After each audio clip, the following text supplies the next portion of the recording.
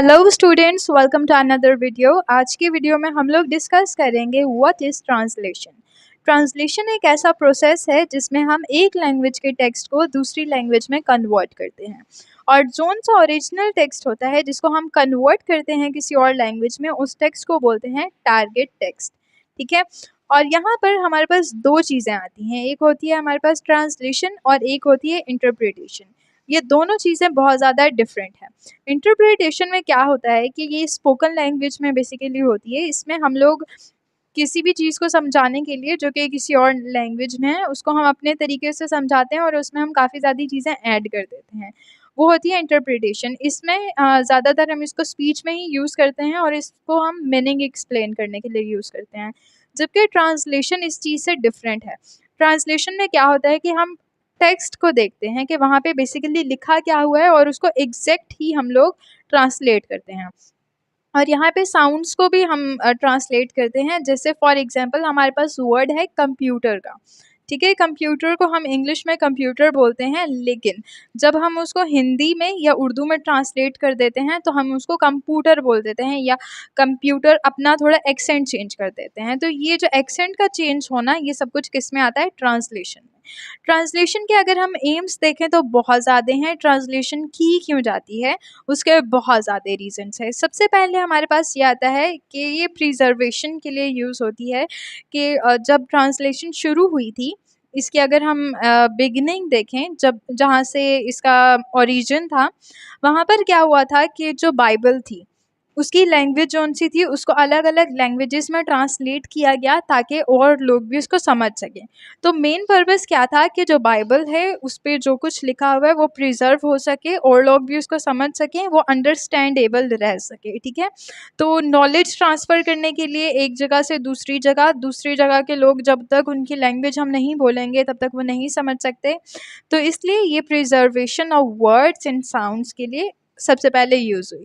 Second हमारे पास जो आता है वो है प्रिजर्वेशन ऑफ कल्चरल आइडेंटिटी।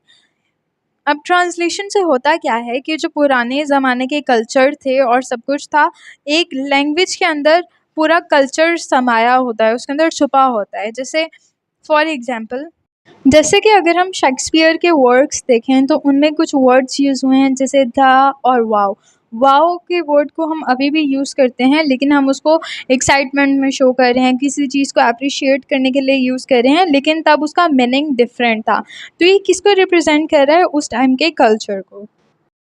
और थर्ड चीज़ ये है कि ये हमें कंसिस्टेंसी बताता है कि कौन से वर्ड्स कब से चले आ रहे हैं। थ्रू ट्रांसलेशन हम लोग ये देख सकते हैं, हम जैसे ही ओल्ड वर्क्स देखते हैं जो कि बहुत पुराने थे, हम उनको नहीं समझ सकते, लेकिन जब हम उनकी ट्रांसलेशंस देखते हैं तो हमें समझ में आता है कि ये वर्ड्स पहले से ही यूज़ हो चुके हैं। अगर हम ट्रांसलेशन के पर्पस देखें तो हमारे पास तीन हैं। फर्स्ट ऑफ ऑल, ये हमें एंशियंट टेक्स्ट तक अप्रोच देता है। सेकंड, हम इससे बहुत ज़्यादा डिफरेंट लैंग्वेजेस में कम्युनिकेट कर सकते हैं, ये कम्युनिकेशन को इजी बनाता है।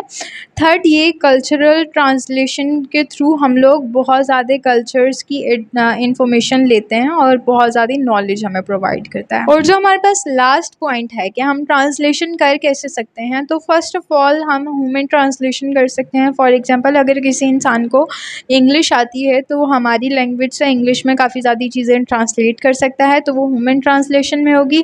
फिर उसके बाद एक मशीन ट्रांसलेशन है। फिर मशीन ट्रांसलेशन में ये होता है कि हम चैट जीपीटी यूज़ कर लेते हैं या गूगल ट्रांसलेटर यूज़ कर लेते हैं, लेकिन इसमें बहुत ज़्यादा मिस्टेक्स होती हैं। लेकिन ह्यूमन ट्रांसलेशन काफ़ी हद तक एक्यूरेट भी हो सकती है, क्योंकि वो टोटली बेस्ड ऑन नॉलेज होती है और उसमें हर चीज़ का अच्छे से मीनिंग वो एक्सप्लेन करते हैं। फिर जो थर्ड हमारे पास आती है वो है MTPE। MTPE यानी कि मशीन ट्रांसलेशन पोस्ट एडिटिंग, यानी कि मशीन से ट्रांसलेट करके उसको ह्यूमन एडिट कर देते हैं। तो ये हमारे पास लास्ट एडिटिंग है। ये तो बहुत ही ज़्यादा वर्ड स्टाइल है और यूजेबल भी है, और इसमें ना तो ज़्यादा टाइम लगता है और ना ही ज़्यादा एनर्जी, और ये अच्छे से हो जाता है। होप सो आप लोगों को ये टॉपिक अच्छे से समझ आ गया होगा। चैनल को सब्सक्राइब करें, वीडियो को लाइक करें। किसी भी टॉपिक पे वीडियो चाहिए तो आप लोग मुझे कमेंट कर सकते हैं। Thank you so much for watching this video.